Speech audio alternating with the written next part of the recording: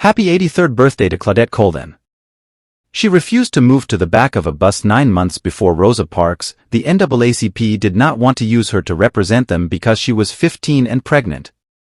Other women who refused to give up their seats before Rosa Parks. A thread. A century before Rosa Parks, there was Elizabeth Jennings. In 1854, she refused to get off of a streetcar that only allowed white passengers. She was arrested.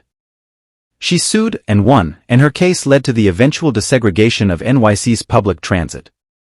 In 1944, Irene Morgan refused to give up her seat to a white passenger on a Greyhound bus in Gloucester County, VA. She was charged with violating Virginia Jim Crow laws.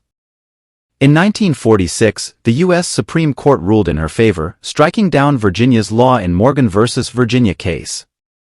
For years before Rosa Parks, there was PFC Sarah Keys from the Keysville neighborhood of Washington, North Carolina, who when traveling from Fort Dix in NJ back home to Washington, North Carolina in 1951, was told to give her seat to a white Marine and move to the back of the bus.